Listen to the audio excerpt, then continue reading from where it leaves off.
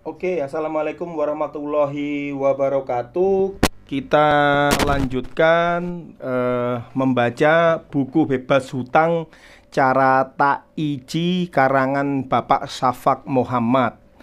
Yang dimaksud dengan taiji itu adalah ada komponennya, yaitu taiji. T-nya adalah taubat, A-nya adalah always with Allah, I-nya adalah ibumu muliakan, I-nya yang kedua adalah ikhlas dan pasrah, C-nya adalah cek perilaku keuangan, H-nya adalah hitung harta dan penghasilan, I infak dan sedekah dan terbaik, dan terakhir I yang terakhir adalah ikhtiar.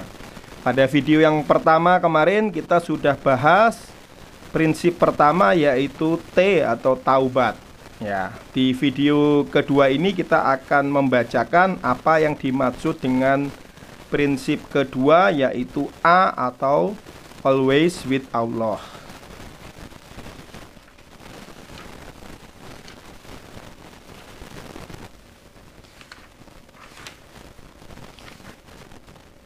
Ya, ini kita mulai di buku Pak Syafaq. Ini adalah di halaman 79. Saya bacakan ya. Langkah kedua, always with Allah. Perbaiki hubungan dengan pemilik rezeki. Jangan-jangan selama ini kita hanya fokus pada dunia. Kerja, kerja, dan kerja. Bisnis, bisnis, dan bisnis. Kita kurang fokus pada Allah, Sang Pemilik rezeki. Kalau ini yang terjadi, maka hal ini bisa merusak hubungan dengan Allah. Barangkali pula selama ini kita menomorduakan Allah. Allah hanya dianggap sebagai ban serep saat kita butuh pertolongan, saat kita mengalami jalan buntu di sana-sini. Kita jarang melibatkan Allah dalam kehidupan, seolah-olah keterlibatan Allah itu hanya saat sholat dan saat berada di masjid. Padahal seharusnya kapanpun dan dimanapun harus selalu ingat Allah. Saat makan, mau tidur, mau bekerja, pergi rekreasi, dan saat olahraga. Apalagi saat-saat mengambil keputusan bisnis, keputusan membelanjakan uang, harusnya ingat Allah. Ini adalah sangat penting minta petunjuknya, sebab salah mengambil putusan bisnis berakibat bisnis bermasalah. Salah membelanjakan uang bermasalah dengan uang. Coba perhatikan, apakah saat mau membeli motor ingat Allah? Apakah saat Anda pergi ke dealer motor berdoa, "Ya Allah, saya mau pergi ke dealer untuk membeli motor, maka berilah saya petunjuk dan barokah atas motor ini." Atau saat mau ke mall, mau beli baju, apakah saat mau berangkat berdoa, "Ya Allah, saya akan membeli baju, semoga Engkau memberiku keberkahan atas baju yang akan saya beli," dan lain sebagainya. Masa segitu-gitunya dikit-dikit doa minta petunjuk Allah? Inilah Islam. Kita meyakini bahwa apapun yang terjadi hanya Allah yang tahu. Kejadian itu milik Allah. Karena itu kita selalu minta petunjuk. Kelihatannya sepele. Mari kita analisa. Misalnya, Allah akan mentakdirkan pada 17 Agustus 2015 Anda mengalami kecelakaan sepeda motor. Saat itu, bulan Juli 2015 Anda berniat membeli sepeda motor. Karena doa Anda sebelum membeli motor, bisa jadi kecelakaan itu tidak terjadi. Kenapa? Karena sesaat Anda mau pergi ke dealer membeli motor, Anda berubah pikiran tidak membeli motor, atau ada sesuatu yang membuat Anda menunda pembelian hingga September 2015. Wallahu alam. Jadi, selalu ingat Allah, selalu libatkan Allah dalam keputusan-keputusan hidup ini. Baik keputusan kecil, remeh, apalagi keputusan besar. Sayang, jarang orang melakukan hal ini. Orang berdoa saat ada masalah, saat pekerjaannya mandek. Ia berdoa supaya lancar. Saat bisnisnya sepi, ia berdoa agar pembelinya ramai. Saat hutangnya bermasalah, berdoa minta diselesaikan hutang, dan lain sebagainya. Kondisi seperti ini masih lumayan, tidak jelek-jelek amat, karena ia masih mendatangi Allah meski hanya di saat ada masalah. Karena pola hubungan seperti ini, maka hubungan dengan Allah menjadi tidak mesra. Taubat adalah salah satu cara untuk memperbaiki hubungan dengan Allah Subhanahu wa Ta'ala. Hubungan dengan Allah bisa diibaratkan seperti kita naik pesawat. Semakin tinggi pesawat terbang yang menggambarkan kedekatan kita dengan Allah, maka dunia yang ada di bawah yang dilihat dari pesawat terlihat semakin kecil, bahkan tidak terlihat sama sekali. Apabila hubungan kita dengan Allah semakin dekat, semakin mesra, maka kita tidak lagi melihat dunia ini sesuatu yang besar. Dunia menjadi sangat kecil, bahkan tidak terlihat. Permasalahan apapun akan menjadi kecil. Bagi Allah tidak ada yang mustahil dengan kekuasaannya. Apabila Allah sudah dekat dengan kita, ridho atau senang, maka Allah menjamin kehidupan dunia akhirat. Apalagi kalau hanya masalah hutang jutaan atau cuman miliaran. Sangat-sangat kecil bagi Allah. Mari kembali kepada Allah, mencari ridhonya dengan cara melaksanakan aturannya dan menjauhi larangannya, agar Allah beri solusi hidup ini.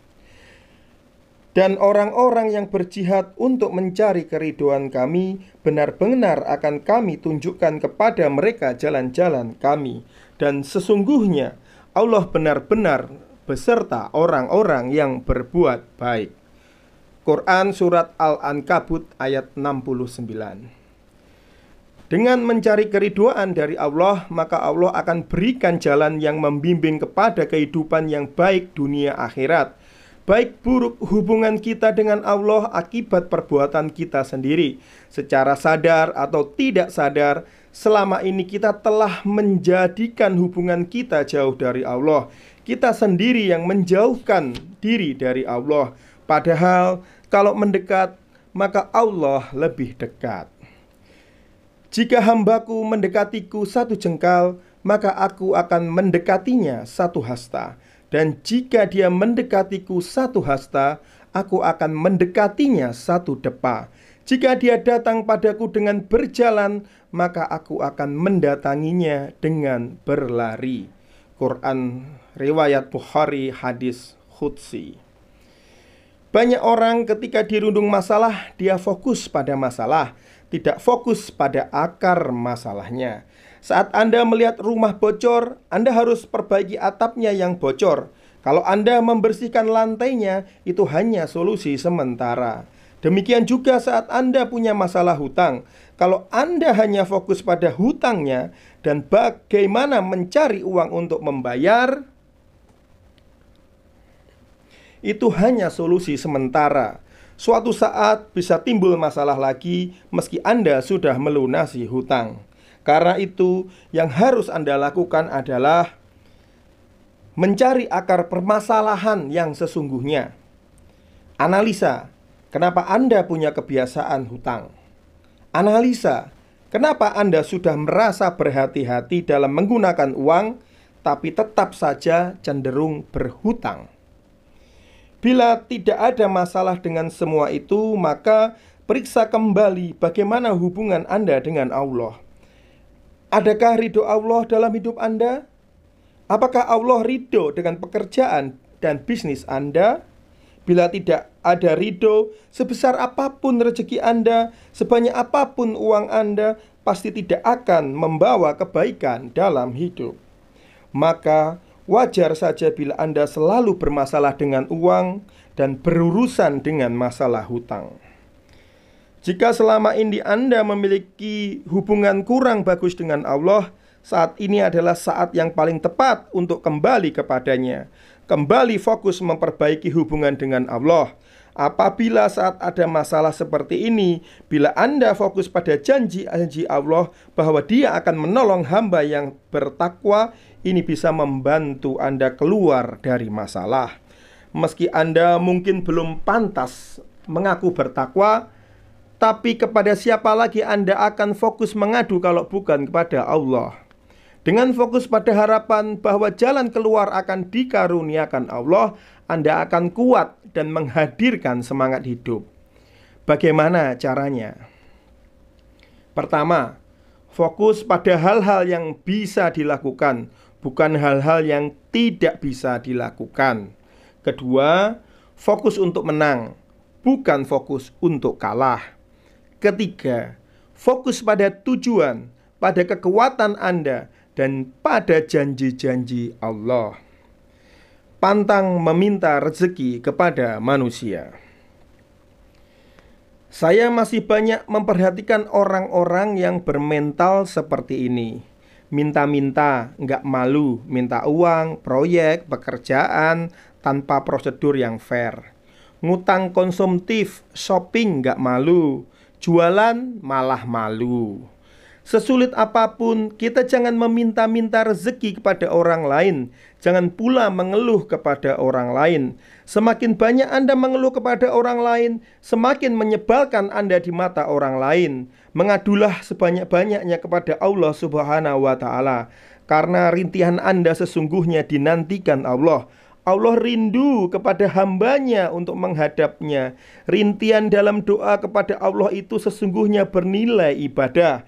Karena itu, semakin Anda merintih kepadanya, semakin banyak pahala Anda. Inilah Islam, agama yang memudahkan orang untuk berbuat baik.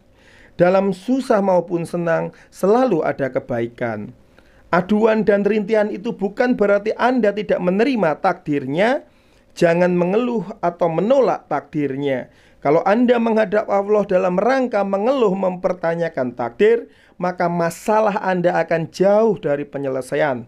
Takdir harus diterima, tapi rintihan itu dalam rangka minta bantuan, minta pertolongannya.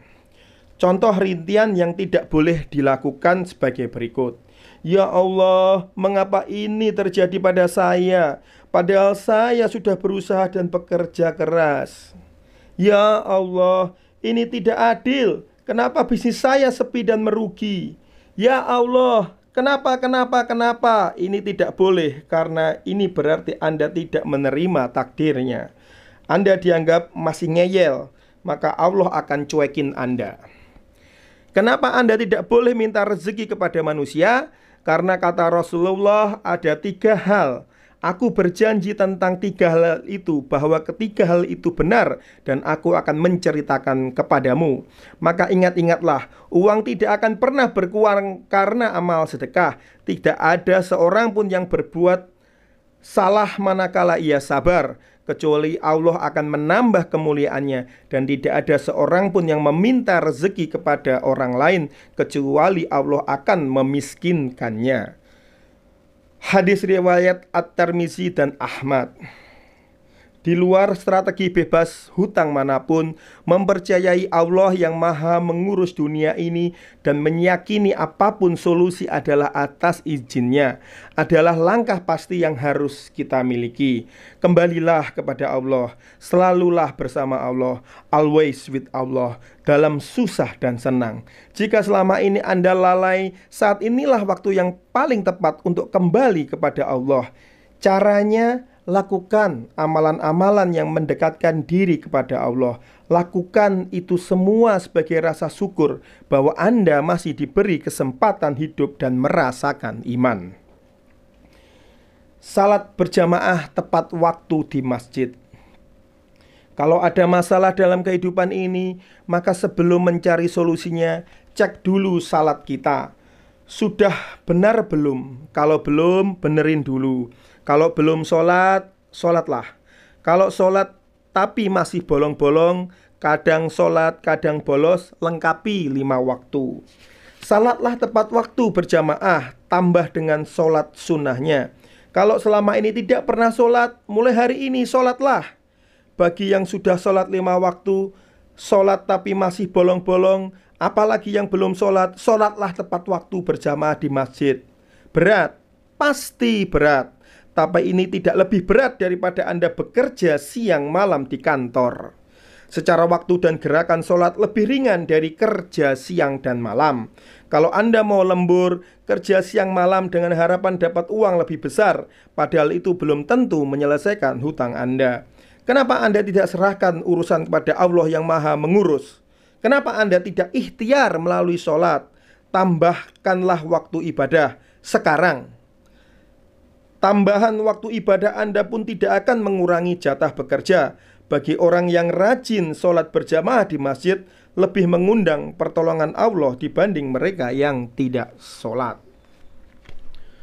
Untuk tetap belajar dan menunjukkan kesungguhan diri memperbaiki hubungan dengan Allah, lakukan sholat minimal 40 hari tanpa jeda. Mengapa harus 40 hari? Ini menunjukkan keseriusan dalam mengharap rahmatnya. Langkah ini juga sebagai bentuk latihan agar istiqomah dalam beribadah. Untuk hari ke-41 seterusnya, insya Allah lebih mudah dilakukan bila Anda terbiasa sholat berjamaah tepat waktu di masjid berturut-turut 40 hari. Dari Anas bin Malik radhiyallahu anhu, ia mengatakan, Rasulullah sallallahu alaihi wasallam bersabda, barang siapa yang sholat karena Allah selama 40 hari secara berjamaah dengan mendapatkan takbir pertama, takbiratul ihramnya imam, maka ditulis untuknya 2 kebebasan, yaitu kebebasan dari api neraka dan kebebasan dari sifat kemunafikan. Hadis riwayat Tirmizi dihasankan oleh Syed Al-Albani di kitab Syahih Al-Jami 21089, Al-Silsilah Al-Syahiyah 4629 dan 6314. Sholat berjamaah di masjid selain sunnah muakkadah sangat-sangat dianjurkan, bahkan sebagian ulama mewajibkan sholat berjamaah adalah bukti Anda ingin meraih kebaikan dengan cara menghadapnya. Selain itu, menjaga sholat bisa menjadi sebab turunnya keberkahan, datangnya rezeki, dan merupakan sebab kebaikan dunia dan akhirat. Allah Azza wa Jalla berfirman, sabar ditambah sholat sama dengan rezeki. Dan perintahkanlah kepada keluargamu mendirikan sholat dan bersabarlah kamu dalam mengerjakannya. Kami tidak meminta rezeki kepadamu, kamilah yang memberi rezeki kepadamu, dan akibat yang baik itu adalah bagi orang yang bertakwa. Quran Surat Toha ayat 132. Sabar ditambah sholat sama dengan solusi. Hai orang-orang yang beriman, mohonlah pertolongan dengan sabar dan sholat. Sesungguhnya Allah beserta orang-orang yang sabar. Al-Baqarah ayat 154. Maka mintalah rezeki itu di sisi Allah, dan sembahlah Dia dan bersyukurlah kepadanya. Hanya kepadanya lah kamu akan dikembalikan. Quran Surat Al-Ankabut ayat 17. Kata Rasulullah, sholat 2 rakaat ditambah sholat subuh berjamaah itu lebih baik dari dunia dan seisinya. Jadi kalau Anda melakukan ini, Anda sudah kaya beneran versi Allah. A ditambah B lebih besar X ditambah Y. A adalah 2 rakaat sebelum subuh ditambah subuh berjamaah, itu lebih besar dari dunia dan isi dunia. Baca zikir sesudah sholat. Setelah sholat, jangan langsung berdiri. Bacalah zikir yang telah diajarkan Rasulullah. Kalau belum hafal, silahkan cari buku-buku zikir sehabis sholat atau tanyakan pada ustadz atau kiai Anda. Baca pula Asmaul Husna, Ya Fatah, Ya Rozak, Ya Allah yang maha pembuka, maha pemberi rezeki. Baca zikir ini sebanyak-banyaknya, sehabis sholat ataupun di mana saja. Baca zikirnya di mana saja, saat mengemudi, saat naik motor, saat kerja, saat berjalan, saat mau tidur, pokoknya setiap saat. Dengan zikir insya Allah hati akan tenang, yaitu orang-orang yang beriman dan hati mereka menjadi tentram dengan mengingat Allah. Ingatlah, hanya dengan mengingat Allah hati menjadi tentram. Quran Surat Al-Ra'du ayat 28. Lengkapi dengan sholat sunnah. Saat sholat berjamaah, usahakan dilengkapi sholat sunnah, qobliyah dan ba'diyah. Jangan lupa sesaat masuk ke masjid beri penghormatan dengan melakukan sholat tahiyatul masjid. Kemudian dilanjutkan dengan sholat qobliyah. Rutinkan sholat tahajud minimal 2 rakaat, sebaiknya 8 rakaat plus 3 witir. Sepertiga malam adalah waktu mustajab, doa dikabulkan. Ini dasarnya sholat tahajud bisa menyelesaikan masalah dunia dan akhirat.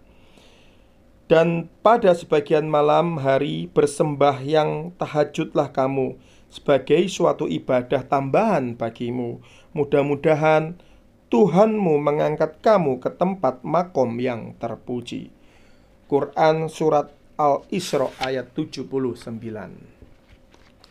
Derajat makom ini bisa bermacam-macam. Derajat berupa ilmu, derajat berupa bebas dari masalah hidup, derajat kekuasaan, derajat bebas dari hutang, dan derajat lainnya. Perbanyak baca sholawat. Baca sholawat kepada Nabi Muhammad SAW. Allah dan malaikatnya saja bersolawat kepada Nabi, maka kita tidak melakukannya. Sesungguhnya Allah dan malaikatnya bersolawat untuk Nabi. Hai orang-orang yang beriman, bersolawatlah kamu untuk Nabi dan ucapkanlah salam penghormatan kepadanya. Quran Surat Al-Ahzab ayat 56. Rasulullah SAW juga mengajarkan dan menganjurkan kepada umatnya untuk selalu bersolawat kepadanya.